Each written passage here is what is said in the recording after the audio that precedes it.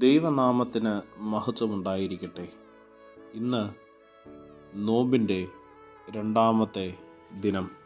ഇന്നത്തെ ചിന്തയ്ക്കും ധ്യാനത്തിനുമായി തിരഞ്ഞെടുത്തിരിക്കുന്ന വേദഭാഗം വിശുദ്ധ മത്തായിയുടെ സുവിശേഷം 5-ാമത്തെ അധ്യായം 21 മുതൽ 26 വരെയുള്ളതായ വാക്യങ്ങൾ. Gospel according to Saint Matthew chapter 5 verse 21 through 26. മനുഷ്യബന്ധങ്ങളുടെ പ്രാധാന്യം പഠിപ്പിക്കുന്നതായ ഒരു ഭാഗമാണ് വിശുദ്ധ മത്തായിയുടെ സുവിശേഷം 5-ാമത്തെ അധ്യായം 21 മുതൽ 26 വരെയുള്ളതായ വാക്യങ്ങൾ. ദൈവം പൂർവികന്മാർക്ക് നൽകിയ കൽപ്പന കൊല ചെയ്യരുത് എന്നതായിരുന്നു. എന്നാൽ പാപം പ്രവൃത്തി മാത്രമല്ല, ചിന്തയും പാപമാകാം എന്ന് യേശുക്രിസ്തു പഠിപ്പിക്കുന്നു. പാപം ബാഹ്യ പ്രകടനത്തിൽ മാത്രമല്ല, ഹൃദയത്തിലും നടക്കുന്നു എന്നും ഹൃദയങ്ങളെ അറിയുന്നവനാണ് ദൈവം എന്നുമുള്ള സൂചന ഈ ഭാഗത്ത് നമുക്ക് കാണുവാനായിട്ട് സാധിക്കും. ഇന്ന് ശുഭക്കോനോ, അനുരഞ്ജനത്തിൻ്റെ ദിനം. യേശു കർത്താവിനോടൊപ്പം നിരന്തരം യാത്ര ചെയ്യുന്നതിന് അനുരഞ്ജനമാണ് നമ്മിൽ ഉണ്ടാകേണ്ടത്. യേശു കർത്താവിൻ്റെ പരസ്യ ശുശ്രൂഷയുടെയും തിരു അവതാരത്തിൻ്റെയും ലക്ഷ്യം മൊത്തത്തിലുള്ള അനുരഞ്ജനമായിരുന്നു.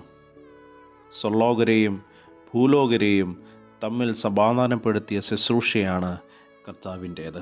നമ്മുടെ പ്രാർത്ഥനകൾക്ക് പലപ്പോഴും ഫലമില്ല എന്ന് തോന്നുന്നുവെങ്കിൽ നാം മനസ്സിലാക്കേണ്ടതായ ഒരു കാര്യമുണ്ട്. നമ്മുടെ സഹജീവിയോടുള്ള ബന്ധത്തിൽ എന്തോ പാളിച്ച നമുക്ക് സംഭവിച്ചിട്ടുണ്ട്. പ്രിയരെ, നോമ്പ് മുറിക്കപ്പെടലാണ്. അഹംഭാവത്തെ മുറിക്കുന്നതാണ് നോമ്പ്. സഹോദരൻ്റെ മുൻപിൽ താഴ്ന്നു കൊടുക്കലാണ് നോമ്പ്. നോമ്പ് കേവലം ഭക്ഷണ ക്രമീകരണമായി ഇന്ന് മാറിക്കൊണ്ടിരിക്കുകയാണ്. നോമ്പിൻ്റെ മുന്നോടിയായി അനുരഞ്ജനത്തിൻ്റെ ശുശ്രൂഷ സഭയായി ക്രമീകരിച്ചിരിക്കുന്നതും ഇതേ കാരണത്താലാണ്. മനുഷ്യബന്ധങ്ങളിലെ വിള്ളലുകൾ അടച്ചതിന് ശേഷം മാത്രമേ നമുക്ക് നോമ്പിലേക്ക് പ്രവേശിക്കുവാൻ പാടുള്ളൂ. യെശയ്യാ പ്രവാചകൻ്റെ പുസ്തകം 58-ാമത്തെ അധ്യായത്തിൽ ഇത് വളരെ വ്യക്തമായി പറയുന്നുണ്ട്. യഥാർത്ഥ നോമ്പ് അന്യൻ്റെ പ്രയാസങ്ങളിൽ നിന്ന് അവനെ മോചിപ്പിക്കലാണ്. അനുരഞ്ജനത്തിൻ്റെ പ്രായോഗികത ക്രൈസ്തവ സാഹോദര്യത്തിലാണ് നാം അനുഭവമാക്കുന്നത്. വീണ്ടെടുപ്പിനെക്കുറിച്ചും യഥാസ്ഥാനപ്പെടലിനെക്കുറിച്ചും പരസ്പര ബഹുമാനത്തെക്കുറിച്ചും വേദപുസ്തകത്തിൽ ശക്തമായി പറയുന്നുണ്ട്. നിർദോഷ രക്തം ചീന്തിയ കയീൻ ദൈവശാപത്തിന് ഇരയായി. ദൈവത്തിൻ്റെ ക്രമങ്ങളെ തെറ്റിച്ച് ഭോഗത്തിനും ചൂഷണത്തിനും അടിമകളായവർ നോഹയുടെ കാലത്ത് മഹാപ്രളയം വരുത്തി. നാശത്തിൽ നിന്നും തകർച്ചയിൽ നിന്നും ജനസമൂഹത്തെ രക്ഷിച്ചത് അനുരഞ്ജനപ്പെടുന്ന യോസഫിൻ്റെ സ്നേഹപ്രവൃത്തിയിലൂടെയാണ്.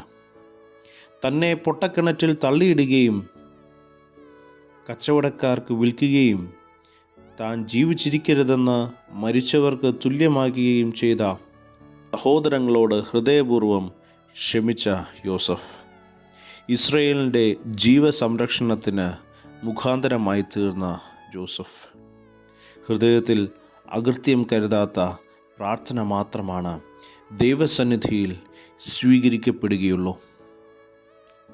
ക്രിസ്തുവിൻ്റെ വാക്കുകൾ നമുക്കിന്ന് ഇങ്ങനെ മാറ്റി വായിക്കാം. നീ നോമ്പ് അനുഷ്ഠിക്കുവാൻ തുടങ്ങുമ്പോൾ നിന്റെ സഹോദരന് നിന്റെ നേരെ വല്ലതും ഉണ്ട് എന്ന് അവിടെ വെച്ച് തോന്നിയാൽ നിന്റെ നോമ്പ് ആരംഭിക്കും മുമ്പേ ചെന്ന് സഹോദരനോട് നിരന്നുകൊള്ളുക.